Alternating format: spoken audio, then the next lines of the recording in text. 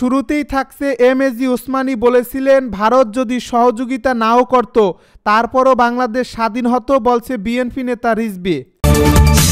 এবারে জানিয়ে দিব সারা দেশে জয় বাংলা কিলিং মিশন গঠনের প্রস্তাব, ভিডিও ভাইরাল। এদিকে 10 ট্রাক অস্ত্র মামলায় বাবর সহ 6 জনের খালাস। আরও জানাবো যশোরের শার্শা সীমান্ত থেকে বাংলাদেশি 2 যুবকের মরদেহ উদ্ধার। এদিকে তাবলিগ ইস্যুতে ঐক্যের আহ্বান মিজানুর রহমান আজহারের। সব শেষে জানিয়ে দিব ভারতে বসে যারা ষড়যন্ত্র করছে তারা সফল হবে না বলে মন্তব্য হাসনাতের। শুনছিলেন হাতে পাওয়া গুরুত্বপূর্ণ আপডেট সংবাদের শিরোনাম, এবারে বিস্তারিত।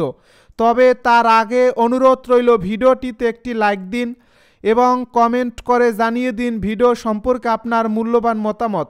আরও জানিয়ে দিন ভিডিওটি কোথা থেকে দেখছেন বা কোন জেলা থেকে দেখছেন। এমএজি ওসমানী বলেছিলেন ভারত যদি সহযোগিতা নাও করত তারপরও বাংলাদেশ স্বাধীন হতো, বলছে রিজভী।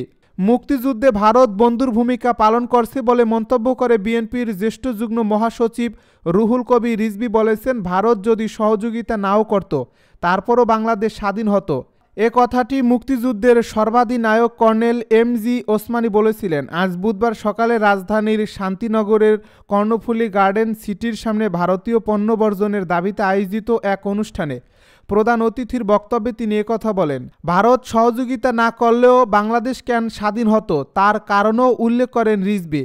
এমএজি ওসমানীকে উদ্ধৃত করে তিনি আরও বলেন বাংলাদেশ স্বাধীন হতো কারণ যখন রাজনৈতিক সিদ্ধান্ত কোনো রাজনীতিবিদ নিতে পারেননি সেই সময় কালুরঘাট বেতার কেন্দ্র থেকে একজন তরুণ মেজর বাংলাদেশের স্বাধীনতা যুদ্ধের ঘোষণা দিয়ে যে তরঙ্গ তৈরি করেছিলেন সেই তরঙ্গে অন্যান্য সেনা অফিসার বাংলাদেশের মানুষেরা উদ্বুদ্ধ হন এবং তারা মুক্তিযুদ্ধে ঝাঁপিয়ে পড়েন।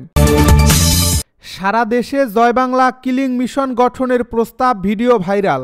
সোশ্যাল মিডিয়ায় ভাইরাল একটি ভিডিও যেখানে জুম মিটিংয়ে কথা বলতে দেখা যাচ্ছে নিষিদ্ধ ঘোষিত সন্ত্রাসী সংগঠন ছাত্রলীগের সভাপতি সাদ্দাম হোসাইন এবং অনলাইন অ্যাক্টিভিস্ট অমি রহমান পিয়ালকে। মূলত অমি রহমান পিয়ালের বক্তব্যের 42 সেকেন্ডকে ঘিরে সোশ্যাল মিডিয়ায় সমালোচনা ও প্রতিবাদের ঝড় উঠেছে, যেখানে তাকে বলতে শোনা যাচ্ছে আমাদের জয় বাংলার এক্সটেনশন হতে হবে ওই রকম দালালদের হত্যা করা যে লোকগুলো টেকব্যাক বাংলাদেশ বলে ইস্ট পাকিস্তান বা 54 বছর আগে নিয়ে যাচ্ছে তাদের বিরুদ্ধে লড়াই করতে হবে। খুঁজে খুঁজে প্রতিটা গ্রাম মহল্লায় তাদের হত্যায় একটা মিশন হওয়া উচিত। দ্যাট মিন্স মেইকে মুক্তিযোদ্ধা। এই মুক্তিযুদ্ধের প্রথম কলেমা হচ্ছে জয় বাংলা। ভিডিওটির সত্যতার বিষয়ে নিশ্চিত করতে পারেনি কালের কণ্ঠ, তবে ফেসবুকে ভিডিওটি শেয়ার করে প্রতিবাদ জানাতে দেখা গেছে অনেককেই। ফারজানা মাহবুব লিখেছেন ফ্যাসিস্ট আওয়ামী লীগের পাঁচাটা দালাল। অমি পিয়াল প্রকাশ্যে অ্যাক্টিভিস্টদেরকে খুঁজে খুঁজে খুন করার মিশনের কথা বলছে। প্রাইভেট বিশ্ববিদ্যালয় থেকে সোফার 3 জন অ্যাক্টিভিস্ট স্টুডেন্টসকে খুন করা হয়েছে। 10 ট্রাক অস্ত্র মামলায় বাবর সহ 6 জন খালাস। চট্টগ্রামের বহুল আলোচিত 10 ট্রাক অস্ত্র চোরাচালানের মামলায় সাবেক স্বরাষ্ট্র প্রতিমন্ত্রী লুৎফুজ্জামান বাবর সহ 6 জন আসামিকে খালাস দিয়েছেন হাইকোর্ট। এছাড়াও ইউনাইটেড লিবারেশন ফ্রন্ট অফ আসামের সামরিক কমান্ডার পরেশ বড়ুয়াকে মৃত্যুদণ্ড থেকে যাবজ্জীবন দিয়েছেন আদালত। বুধবার বিচারপতি মোস্তফা জামান ইসলাম ও বিচারপতি নাসরিন আক্তারের সমন্বয়ে গঠিত হাইকোর্ট বেঞ্চ এ রায় ঘোষণা করেন। এর আগে 6 নভেম্বর 10 ট্রাক অস্ত্র চোরাচালানের মামলায় আসামিদের ডেথ রেফারেন্স ও আপিলের উপর শুনানি শুরু হয়। সেই দিন সাবেক স্বরাষ্ট্র প্রতিমন্ত্রী লুৎফুজ্জামান বাবর সহ কয়েকজন আসামির পক্ষে শুনানিতে ছিলেন জ্যেষ্ঠ আইনজীবী এস.এম. শাহজাহান। সাবেক স্বরাষ্ট্র প্রতিমন্ত্রী বাবরের পক্ষে শুনানি করেন আইনজীবী শিশির মনির। যশোরের শার্শা সীমান্ত থেকে বাংলাদেশি 2 যুবকের মরদেহ উদ্ধার।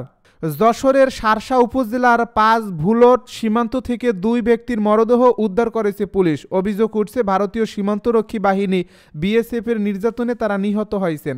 বুধবার সকালে 5 বুলট সীমান্তের ইসামতি নদী থেকে জাহাঙ্গীর হোসেন নামে এক ব্যক্তির লাশ উদ্ধার করেছে বিজিবি ও পুলিশ। সাবুর আলী 32 বছর বয়সের আরেক ব্যক্তির লাশ বেনাপোল পোর্ট থানার দিঘির পাড় গ্রাম থেকে উদ্ধার করেছে পুলিশ। নিহত জাহাঙ্গীর হোসেন বেনাপোল পোর্ট থানার কাগজপুকুর গ্রামের ইউনুস আলীর ছেলে। সাবুর আলী বেনাপোল দিঘির পাড় গ্রামের আরিফ হোসেনের ছেলে। স্থানীয়রা জানান নিহত 2 জন পেশায় ভারত থেকে চোরাচালানি পণ্য এনে তারা বাংলাদেশে সরবরাহ করেন। গতকাল রাতে চোরাচালানি পণ্য আনতে গিয়ে তারা বিএসএফের হাতে আটক হন এবং বিএসএফের নির্যাতনে মারা যান। পরে রাতে যে কোনো সময় বিএসএফ সুযোগ বুঝে বাংলাদেশ সীমান্তে রেখে যায়। সাবুর আলীর লাশ তার পরিবারের সদস্যরা সীমান্ত থেকে উদ্ধার করে প্রশাসনের চোখ ফাঁকি দিয়ে দাফন করার সময় পোর্ট থানা পুলিশ তার লাশ উদ্ধার করেছে। তাবলিগ ইস্যুতে ঐক্যের আহ্বান মিজানুর রহমান আজহারীর। তাবলিগ জামায়াতের দুই পক্ষের সংঘর্ষে হতাহতের ঘটনার খবর শুনে মর্মাহত হয়েছেন জনপ্রিয় ইসলামিক স্কলার মাওলানা মিজানুর রহমান আজহারী। বুধবার সকালে নিজের ভেরিফাইড ফেসবুক পেজে দেওয়া এক বিবৃতিতে তিনি এই ঘটনার নিন্দা জানান এবং তাবলিগ নেতৃত্বকে ঐক্যের পথে আসার আহ্বানও জানান। মাওলানা আজহারী তার ওই স্ট্যাটাসে উল্লেখ করেন, নবী মোহাম্মদ এর সময় আউস ও খায়রাজ গোত্র শত বছরের শত্রুতা ভুলে নবীজির তাওহীদের শিক্ষা গ্রহণের মাধ্যমে 1 ঘন্টার মধ্যেই পরস্পর ভাই ভাই হয়ে গিয়েছিল। তারা শিখিয়েছিল বরত্ব কেবল আল্লাহর জন্য, আর মানুষের উচিত আল্লাহর ইচ্ছার সামনে নিজেদের সমর্পণ করা। তিনি আরও বলেন, নবীজির এই শিক্ষাই বর্তমান সময়ে তাবলিগ জামায়াতের সাথীদের জন্য প্রাসঙ্গিক। এই নেতৃত্বের উচিত দলীয় স্বার্থের ঊর্ধ্বে উঠে উম্মাহ স্পিরিটকে অগ্রাধিকার দিয়ে সমাধানের পথে এগিয়ে আসা। আজহারী সতর্ক করে বলেন, তাবলিগ জামায়াতের এ বিভক্তি বাংলাদেশের মুসলিমদের ভাবমূর্তিকে প্রশ্নবিদ্ধ করছে। প্রতিবেশী দেশের গণমাধ্যমগুলো ইতিমধ্যেই এ ঘটনাকে বিতর্কিত করে ইসলামিক আন্দোলনগুলোকে দুর্বল করার হাতিয়ার হিসেবে ব্যবহার করছে। ভারতে বসে যারা ষড়যন্ত্র করছে তারা সফল হবে না বলছে হাসনাত। বৈষম্য বিরোধী আন্দোলনের আহ্বায়ক হাসনাত আবদুল্লাহ বলেছেন, ফ্যাসিস্ট ষড়যন্ত্রকারীরা ছাত্র জনতার তীব্র গণ আন্দোলনের মুখে পালিয়ে গেছে, অথচ তারা আমাদের বলছে আমরা পালানোর পথ পাবো না। বিষয়টি হাস্যকর। ভারতে বসে যারা ষড়যন্ত্র করছে তারা সফল হবে না। শেখ হাসিনা ও তার দোসরদের স্বপ্ন বাংলাদেশের মানুষ পূরণ হতে দেবে না। বুধবার রাজধানীর জাতীয় প্রেস ক্লাব মিলনায়তনে কাউন্সিলর সমাবেশে এ কথা বলেন তিনি।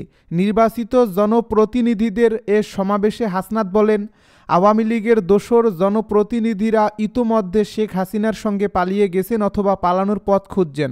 গণহত্যা ও ফ্যাসিবাদ বিরোধী সিটি কর্পোরেশন ও পৌর কাউন্সিলরদের জনস্বার্থে পুনর্বহালের দাবি ও বর্তমান সরকারকে সহযোগিতার লক্ষ্যে এ কাউন্সিলর সমাবেশ অনুষ্ঠিত হয়। সমাবেশে সভাপতিত্ব করেন বাংলাদেশ সিটি কর্পোরেশন কাউন্সিলর অ্যাসোসিয়েশনের সভাপতি গাসিকের সদ্য সাবেক কাউন্সিলর সুপ্রিম কোর্টের আইনজীবী অ্যাডভোকেট নজরুল ইসলাম খান।